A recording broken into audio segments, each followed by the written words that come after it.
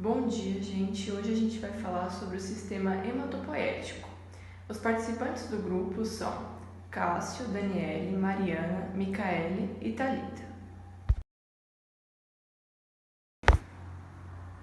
Oi, meu nome é Thalita e eu vou falar sobre a introdução do sistema hematopoético. Primeiramente, eu vou falar sobre a função. Bom, o sistema hematopoético é responsável pela hematopoiese, ou seja, pela produção das células sanguíneas. E agora, quanto à sua composição, ele é composto basicamente pela medula óssea e órgãos linfóides, que temos, por exemplo, o baço, o timo, linfonodos, entre outros.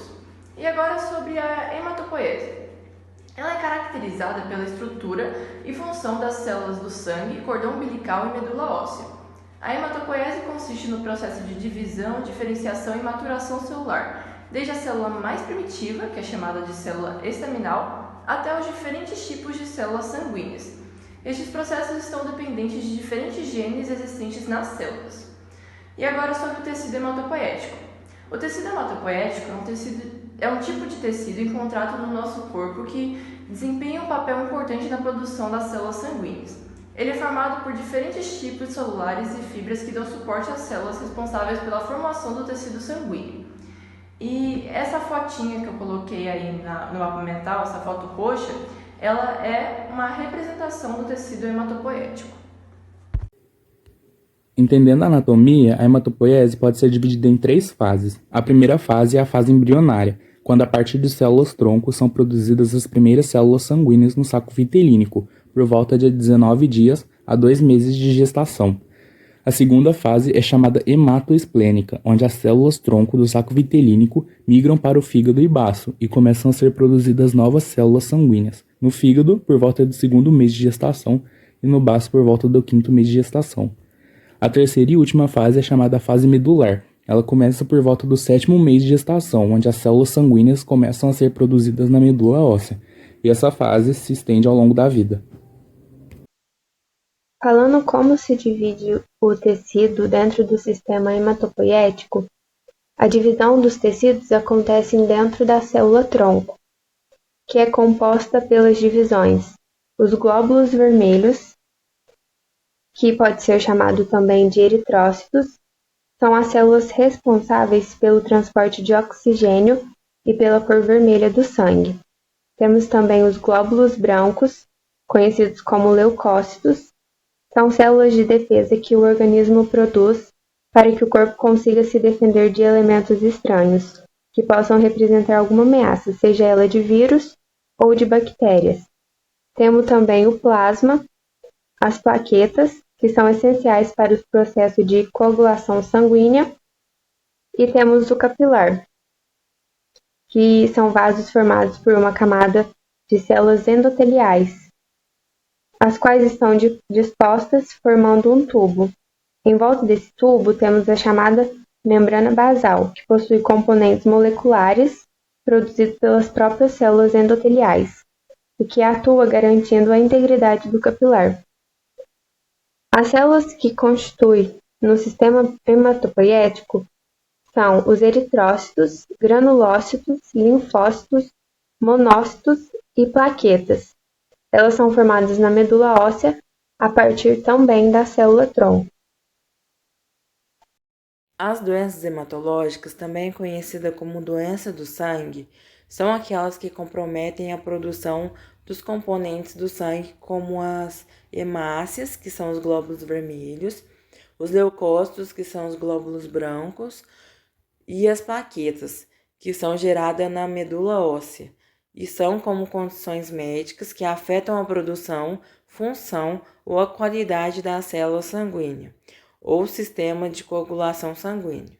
Alguns exemplos de doenças hematológicas incluem anemia, que é o resultado da falta dos glóbulos vermelhos ou glóbulos vermelhos disfuncionais no corpo, o que causa a redução do fluxo do oxigênio para os órgãos. A leucemia, que é um câncer dos tecidos formadores de sangue, incluindo a medula óssea, que ocorre na formação das células sanguíneas, dificultando a capacidade do organismo de combater infecções. A hemofilia, que é um distúrbio genético e hereditário que afeta a coagulação do sangue. A trombocitopenia, que é uma alteração laboratorial caracterizada por um número de plaquetas no sangue inferior ao normal. A doença falciforme é uma doença genética hereditária caracterizada por uma mutação no gene que produz a hemoglobina HbA, fazendo surgir uma hemoglobina mutante, denominada HbS, que é de herança recessiva. E o mieloma, que é um câncer de um tipo de célula da medula óssea chamada de plasmócito, que é responsável pela produção de anticorpo que combate o vírus e bactérias. E os principais sintomas são cansaço, palidez cutânea, desenvolvimento de mancha roxa pelo corpo, conhecida como petequias e equimose. Bom, agora que já foi explicado um pouco sobre o sistema hematopoético, eu vou dar uma adentro a uma célula muito importante e muito interessante também para a formação aí do organismo, que são as células tronco pluripotentes. Bom, as células tronco pluripotentes são células capazes de se diferenciar em qualquer outra célula dentro do organismo, ou seja, ela dá origem a todos os folhetos embrionários. As células tronco pluripotentes no adulto, ela vai estar presente na medula óssea vermelha, que vai ser encontrada em alguns ossos dentro do nosso corpo, por exemplo, o externo. Bom, nesse caso do adulto, é aí que ela vai estar localizada, mas ela também pode ser encontrada em embriões. E essas células em embriões, elas são encontradas na fase que a gente chama de blastocisto, que ocorre aí até 5 dias após a fecundação. Porque logo após esse tempo, essas células elas já começam a se diferenciar em tecido nervoso e digestivo.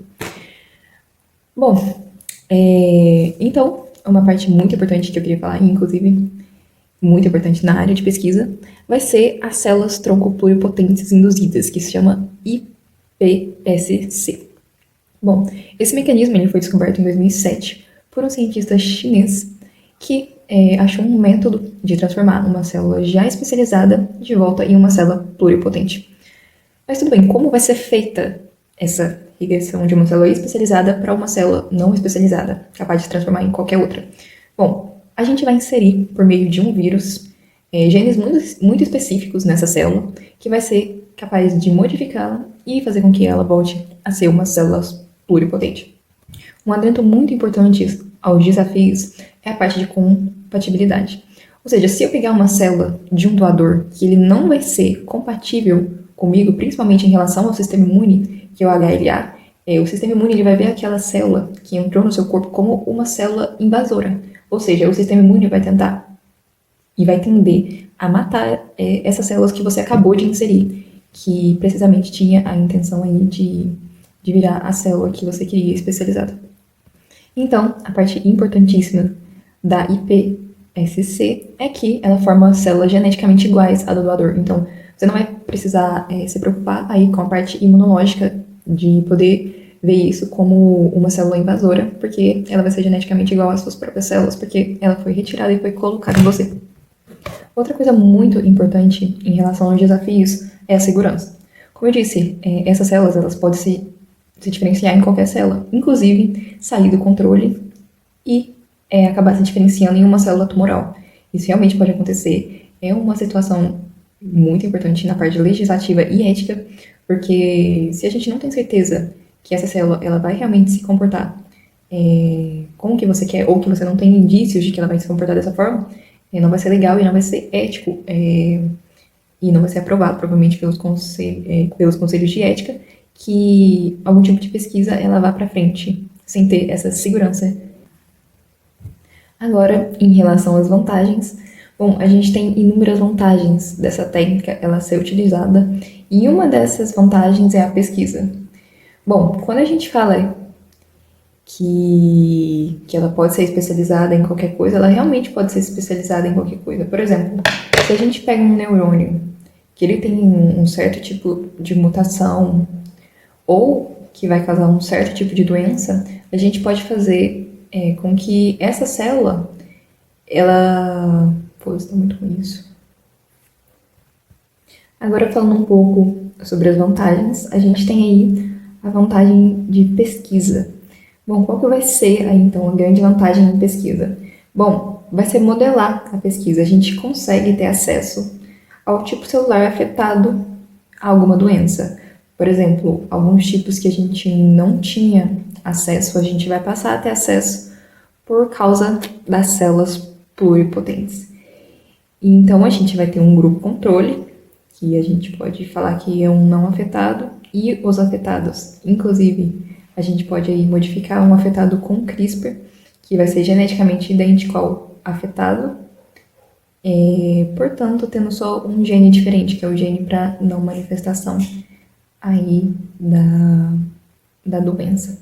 Então, a gente tem os fármacos, existem muitos fármacos sendo elaborados com essa técnica, e a vantagem da medicina regenerativa, ou seja, a gente vai usar aí de doenças degenerativas, como por exemplo o Parkinson, para poder aí restaurar esses tecidos. A gente está tendo também uma